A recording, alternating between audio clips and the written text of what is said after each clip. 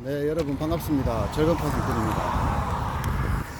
자, 오늘 주말 강의는 아침에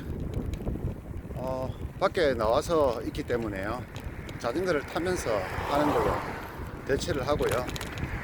지금 소리가 잘 들리나 모르겠습니다. 지금 이어폰을 들고 오지 않아서 가급적이면 큰 소리로 이야기를 할 생각인데 소리가 안 들리면 다음에 다시 올리도록 하겠습니다.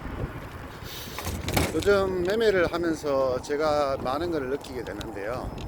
그 느끼는 것들 중에서 가장 큰 것 중에 하나가 여러분들이 뭘 어려워할지 하는 부분들을 제가 좀 많이 깨달은 것 같아요. 특히나 요 근래에 제가 해외 선물을 나스닥 매매를 해보면서 매매가 이래서 여러분들이 어려워하겠다. 나도 이렇게 어렵던데 여러분들이 얼마나 어렵겠느냐 생각이 좀 드는 거죠. 그래서 그걸 하면서 막상 잡아보면 물렸다가 계속 물려있다가 또 물려있다가 나중에 팔고 나면 수익이 나고 또 분명히 들고 있으면 돈 벌 것 같은데 물리고 나면은 답이 없고 그러다가 한 번씩 큰 손해가 나고 또 거기서 쫄려서 매매를 못하고 뭐 이런 매매가 반복이 되는 건 아닌가. 저도 요즘 해외 선물 하면서 좀 많이 느끼거든요.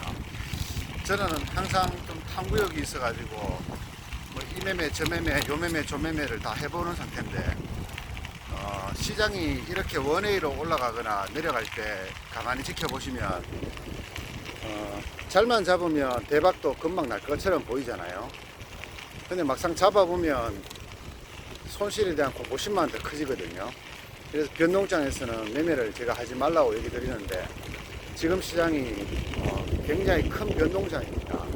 선물이 20포인트, 우리나라 시장으로서 20포인트 넘게 상승 하락을 하고 있고 해외는 2000포인트, 3000포인트가 며칠 만에 올라가고 있거든요. 근데 이런 시장임을 감안하지 않고 그냥 그대로 원래 하던 식으로 매매하시는 분들은 요즘 많이 힘들 거예요. 시장이 변했는데 그 변한 것을 전혀 이해를 못하고 계시기 때문입니다. 자, 어찌됐든 시장이 만만치 않을 때 매매하는 방법을 저도 사실은 굉장히 조심하는 수밖에 없다라고 얘기 드리는데 등락이 심하게 클 때는 좀 조심하는 게 최선입니다. 수익이 많이 나는 게 아니라 손실이 많이 날 가능성이 없거든요. 그래서 항상 매매하면서 조심해라 또 조심해라 얘기하면서도 저도 매매를 하다 보면 하지 말아야 될 자리에 들어가고 들어가지 말아야 할 자리에 들어가고 잘 들어갔는데도 못 먹고 나오고 뭐 이런 경우가 계속 반복되다 보면 매매에 대해서 약간 자신감을 떨어지는 일이 생길 수 있습니다. 저는 그런 일이 생기면 매매를 좀 쉬는 편인데요. 여러분들은 그렇게 쉴 수가 없는 상태라 그러면 어떻게든 매매를 해야 되는 상태니까 많이 힘들 것 같긴 한데요. 뭐가 문제일까라고 저는 생각을 해보니까 잡는 시점이 지랄 같은 거죠. 제가 해외 선물을 하면서 초창기에는 돈을 잘 벌었습니다만 요즘에는 제가 돈을 잘 못 벌잖아요. 그 대신에 옵션에서도 잘 벌죠. 그러니까 이게 어느 정도 상충이 되는 것 같아요. 옵션에서 못 벌면은 해선에서 잘 벌고 해선에서 잘 벌면은 옵션에서 못 벌고. 그러니까 제가 스스로 조절을 하는 것 같습니다. 이게 누가 조절을 해주는 것이 아니고 제 스스로가 지금 시장에서 돈을 벌었으니까 만족을 하자라고 생각을 해버리니까 이게 양쪽에서 대박 나는 게 아니고 이쪽에서 조금 저쪽에서 조금 이렇게 나더란 말이죠.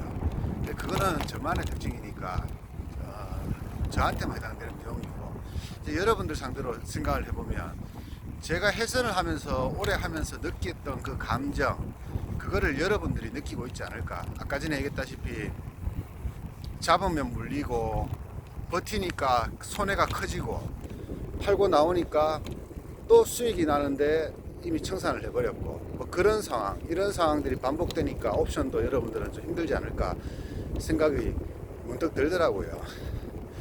시장이 예를 들면 정석처럼 이렇게 딱딱 흘러갈 때는 그냥 거기에 맞춰서 매매하면 되니까 그게 어려움이 없습니다만 시장이 변칙이 강해지고 메이저들이 자꾸 반칙을 쓰기 시작하면 돈지랄이 우리 흔히 말하는 반칙이거든요.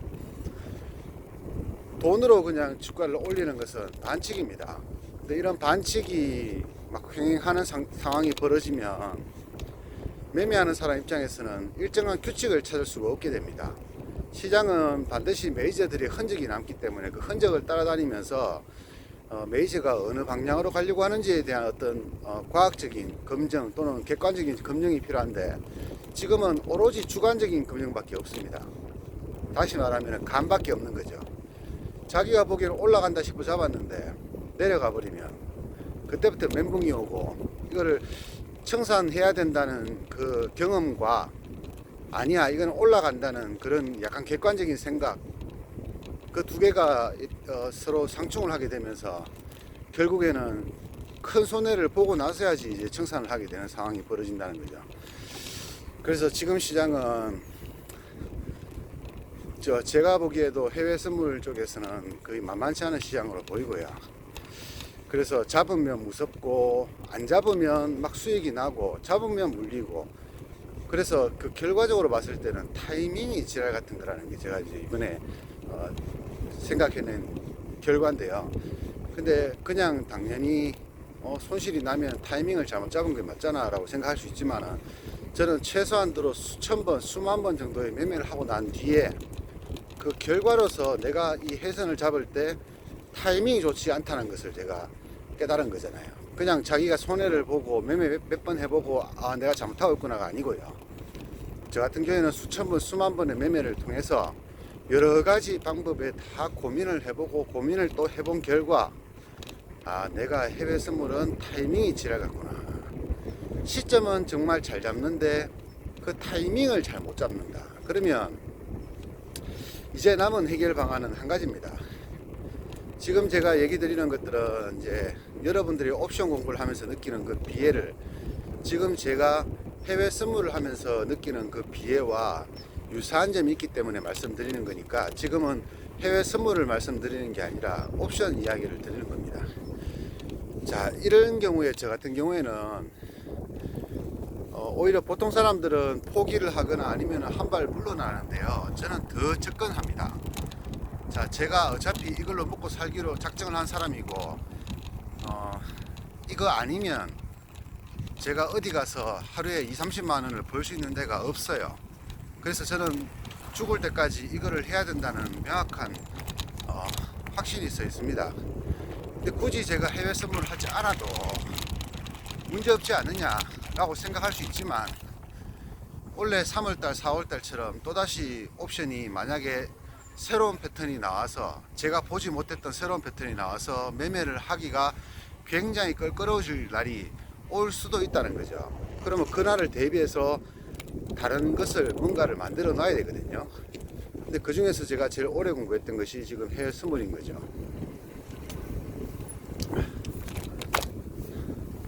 잠시만 있다가 얘기 드리겠습니다. 날씨 너무 좋네요. 날씨가 대박. 강 건너고 다리 건너 바다 건너 쇼쇼.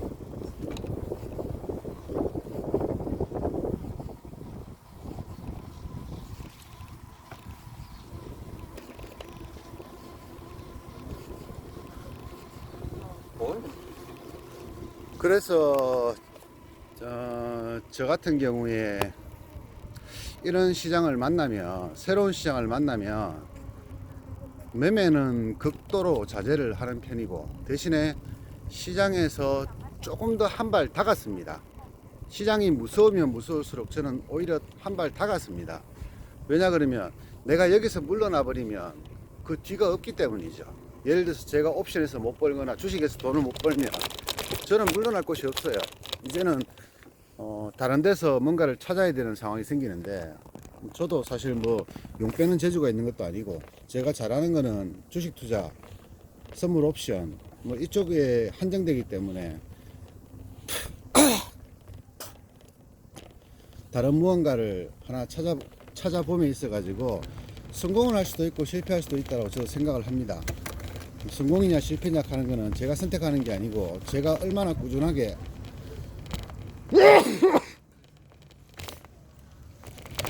제가 얼마나 꾸준하게 그것을 계속 시험 없이 하고 있느냐 하는 게 문제거든요. 결국에는 노력하는 사람보다 더 대단한 사람이 꾸준한 사람입니다. 공부도 그렇고 시간만 정말 주어진다면은 열심히 노력하는 사람보다는 꾸준하게 하는 사람이 장땡이거든요. 그래서 하다 보면 언젠가는 제가 해선도 옵션처럼 완벽하게 마스터를 하겠지만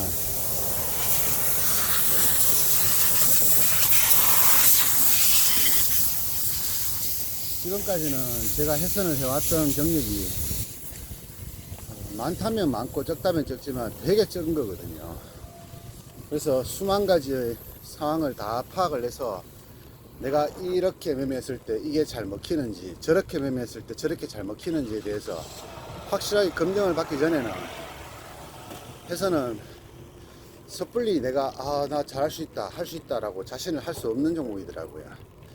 그래서 그런 감정을 가지고 여러분들을 생각을 해보니까 여러분들이 뭘 어려워하는지 또는 왜 어려워지는지에 대해서 좀 이해가 좀 되긴 했습니다.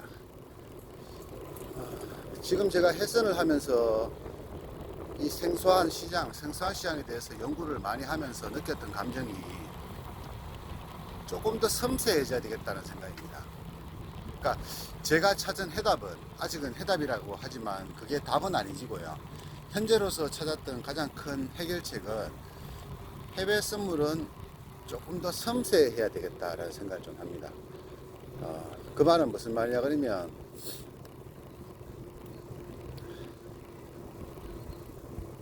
어차피 지금 제 입장에서는 더 이상 둔감해질 수는 없어요. 여기서 더 둔감하게 매매를 한다든지 그렇게 하는 방법은 없습니다.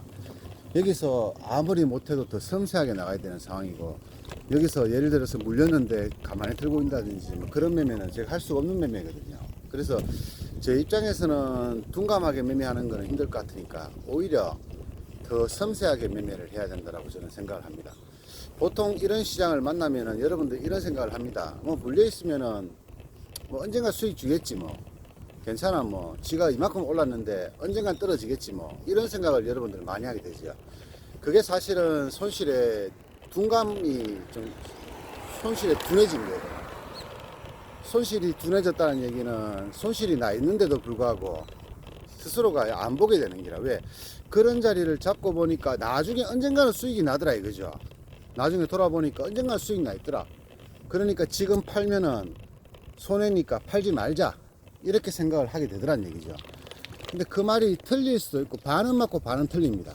왜냐 그러냐, 여러분들이 손절을 하고 난 이후에 더 폭락을 했느냐 아니면 더 폭등을 했느냐를 매일 보진 않았을 겁니다. 그냥 우연찮게 봤는데 야 팔고 나니까 존나게 올라갔네 라는 생각만 할 뿐이지, 실제로 그 종목이 여러분들이 들고 있고 나서 팔고 난 이후에 어떻게 움직였는지를 전부 다 파악을 해보면 그 중에 절반은 여러분들이 잘못 팔은 게 되지, 그죠? 더 올라갈 자리인데 잘못 팔은 게 되는 거고, 절반은 거기서 더 확 떨어지는데 여러분들이 잘 팔게 된 거죠. 그래서 결국에는 그렇게 들고 있었을 때 여러분들이 실제로 겪는 결과는 반반입니다. 반은 수익을 줄 수도 있고 반은 아예 깡통을 차버릴 수도 있어요. 근데 수익을 줄 때는 줘봤자 얼마 안 주니까 수익 준다고 하는데, 손실이 나버리면 깡통을 차버리니까 자금이 무한정인 사람이 아닌 사람들은 그런 매매를 하면 안 되겠죠. 그래서 여러분들이 그 둔감한 매매를 하면 안 된다는 이유가 바로 한 번만 잘못 걸려버리면 우리는 살아날 수 있는 돈이 없기 때문이죠. 자금이 없으니까. 그래서 둔감이 아니라 오히려 저는 민감으로 가야 된다고 생각하는데, 민감이라는 의미를 다시 좀 생각해 보면 조금 더 섬세하게, 한 가지 더 섬세하게, 예를 들면 한 가지를 볼 거를 두 가지 이상의 조건을 본다든지, 하나만 가지고 매매하던 거를 두세 가지 이상의 어떤 조건식을 만들어서 그 자리가 나와야지만 들어간다든지, 또는 원금을 확 줄여서 일단 작게 매매를 해서 그것이 성공률을 파악하고 난 뒤에 매매를 한다든지. 섬세하다고 하니까 뭐 성격이 섬세한 거 아니냐라고 생각했고, 성격은 관계없습니다. 매매 자체가 섬세하게 해야 된다는 의미니까, 섬세한 매매라는 의미는 한 가지의 조건을 보는 게 아니라 두세 가지의 조건이 한 번에 되었을 때, 우리가 흔히 말하면 교집합이라고 하는데요. 그 교집합이 생겼을 때 매매하는 것을 제가 섬세하다고 얘기하거든요. 예를 들면 외국인의 상황이라든가 장중에 개인들의 방향이라든가 또는 주가의 방향, 삼성전자의 흐름, 이런 모든 것들을 보고 이걸 많이 보면 많이 볼수록 시장은 조금 더 섬세해지겠죠. 움직임이 더 정확해진다는 얘기죠. 그죠? 섬세하다는 얘기는 더 정확하다는 얘기니까, 그래 되면은 시장은 조금 더 정확하게 볼 수가 있어지는 거고.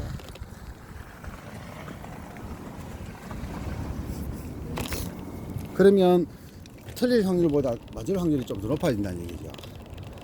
그런 식으로 조금씩 더 섬세하게, 즉 조건을 여러 개를 겹쳐서 보면서 매매를 하는 게 나중에 성공할 때를 대비해서 조금 더 현명한 방법이라는 거죠. 지금 예를 들어서 그냥 아무렇지도 않게 매매를 아무 때나 해놓고 사놔놓고 들고 있어 버리면 나중에 그 매매를 실패를 해서 깡통을 차더라도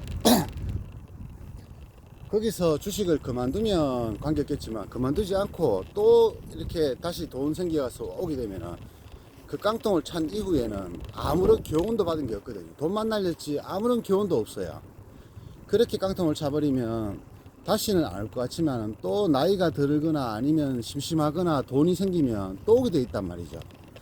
근데 그 왔을 때 내가 예전에 다쳤던 그 기억이 나는 게, 내가 실수로 돈을 날렸다는 생각을 하게 됩니다. 아니에요. 그건 실수가 아니고 실력입니다.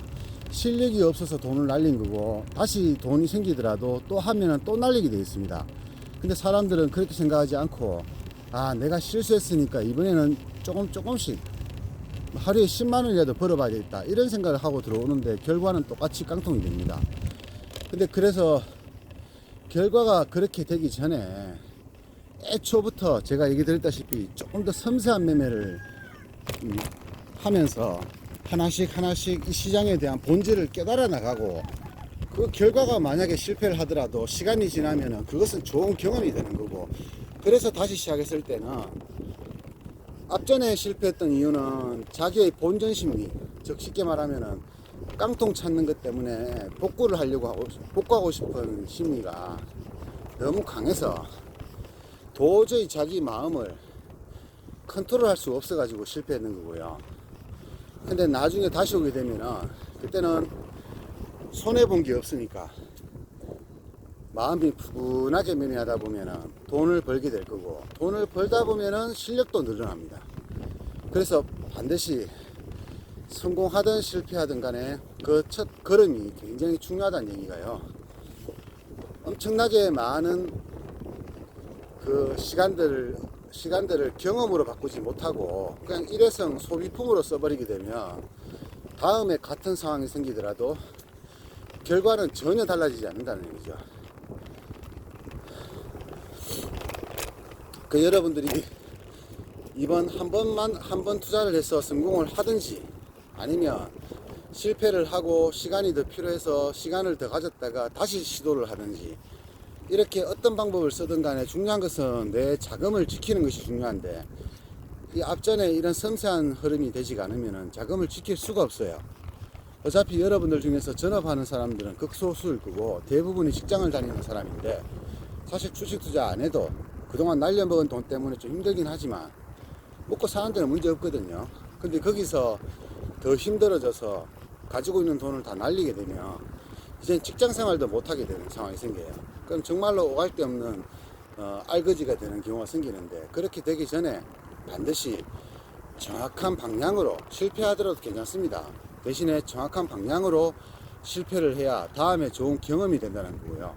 그러한 체계가 없이 그냥 아무렇지 않게 그냥 둔감하게 매매를 하다가 실패를 해버리면 다음에는 다음이라는 게 없어요. 다음도 없겠지만 다음이 있더라도 또 결과는 똑같이 된다는 얘기죠. 그래서 우리가 흔히 우리 조상님들 주식 투자에서 돈 말아먹고 인생 말아먹고 자살했던 그런 조상님들을 생각해 보면, 그 사람들이 실패했던 가장 근본적인 이유가 뭐냐 그러면, 한번 실패를 했을 때 다음에 일어설 자금을 마련하지 못했다는 거. 두 번째는 한번 실패를 했을 때 너무 심하게 무너졌다는 거. 그리고 마지막으로는 그 실패로 인해서 아무런 교훈도 얻지 못했다는 것. 즉 사람이 희망이 없으면 죽게 되거든요. 자, 자살을 하는 사람들이 자살하는 이유는 희망이 없기 때문입니다. 사람이 일말의 희망이라도 있든지 지푸라기라도 잡을 게 있으면 절대 사람은 자기 목숨을 끊지 않습니다. 근데 사람이 자기 목숨을 끊을 때는 오로지 한 가지입니다. 도저히 희망이 보이지 않을 때, 더 이상은 내가 어떻게 할 수 없을 때 사람들은 극단적인 선택을 하게 되는데, 그 이유가 뭐냐 그러면은 실패로 인해서 얻은 게 없기 때문이죠. 실패라는 것이 반드시 깡통을 찬다든지 퇴출된다는 의미가 아닙니다. 그냥 우리가 길 가다가 넘어지는 거예요. 예를 들어서 100m 달리기를 하는데 중간에 제가 한번 발을 살짝 헛디뎠습니다. 그래서 원래는 10초 안에 들어가야 되는데 12초 만에 들어갔어요. 근데 그 사람이 실패했습니까? 아니면은 그 사람은 실패한 겁니까? 아니면은 그냥 한 경기에서 졌는 것 뿐인 거죠. 실패한 게 아니라 한 경기에서 졌는 거죠. 다음에 다시 해가지고 그 발을 디딜 때 조심하면 되는 거잖아요. 실력 있는 사람들은 결국은 10초 안에 다시 들어온다는 얘기죠. 실력 없는 사람들은 발을 다치든지 안 다치든지 관계없이 어차피 성적이 떨어지는 거고, 실력이 좋은 사람들은 하다가 실패할 수도 있어요. 하지만 그 실패는 다음에는 같은 실수를 안 하려고 노력을 하겠죠. 그것이 중요하다는 얘기죠. 매매를 한번 했는데 아무 이유도 없이 깨져버리면 다음에 또다시 똑같은 상황에서 깨집니다. 근데 내가 깨지면서도 왜 깨진지를 알면은 다음에 같은 실수를 반복하지 않겠죠. 근데 그게 한두 번이면은 실수를 반복할 수 있습니다만, 예를 들면은 1000번, 10,000번 계속 시행착오를 겪다 보면 다시는 그 실수하지 않게 되겠죠. 그 시점이 올 때까지는 내 돈을 지켜가면서 최소한으로 내가 먹고 살 수 있는 정도로만 투자를 하고, 큰 손해가 나서 내가 주식시장에서 퇴출되지 않을 정도로만 투자를 하고, 욕심도 크게 부리지 마시고. 욕심 이꼬르 뭡니까? 깡통이죠. 손실과 욕심은 정비례합니다. 욕심이 큰 사람은 손실도 커요. 그럼 욕심이 큰 사람은 수익도 크냐? 그거는 정비례하진 않아요. 반드시 정비례하지 않습니다. 어떤 사람은 정비례하는 경우도 있고 정비례하지 않는 사람도 있다는 거죠. 그래서 결국은 손실 이꼬르 욕심이라는 것과 같은 개념인데요. 그 욕심은 자기가 부릴 수 있는 자리, 부릴 수 있는 상황, 그 상황에 맞게 부려야 되는 거지, 아무렇게나 그냥 욕심 부리면 절대 안 되는 거란 얘기죠. 그래서 여러분들한테 꼭 말씀드리고 싶은 것은, 욕심을 내더라도 그 어느 정도의 한계가 있는 욕심을 내라고 제가 말씀을 드리고 싶고요. 그리고 지금은 사실상 욕심을 부려서 매매를 할 시점이라기보다는 우리가 새로운 시장에 대해서 익숙해질 필요가 있습니다. 제가 해선하면서 느꼈지만은, 해선에서도 지금 이런 식의 상승은 단 한 번도 나온 적이 없던 상승이었죠. 물론 앞전에 되게 급등을 했습니다만 그때는 정말 폭등이었고요. 근데 이렇게 고점에서, 그때는 저점에서 올라간 거지만 이번에는 뭡니까? 안 그래도 고점인데 고점에서 연속으로 폭등을 했던 거잖아요. 근데 이거는 그렇게 함으로 해가지고 다시 전고점까지 올라가는 말도 안 되는 폭등이 나왔던 거죠. 이런 상황은 지금까지 있어 본 적도 없고 제가 본 적도 별로 없어요. 그러니까 지금은 우리가 굉장히 낯선 시장이란 얘기고, 낯선 시장에서 매매하는 방법은 그 시장이 읽어지기 전까지는 조심하는 수밖에 없거든요. 그래서 지금은 여러분들한테 제가 어떤 경험을 얻기 위해서 조심해야 될 구간이고, 그 조심해야 될 때 더욱더 조심해야 될 것은 내 돈을 날리지 않는 것이겠죠. 이 두 가지를 여러분들이 유념을 하시면서 자, 주말 강의를 끝내도록 하겠습니다.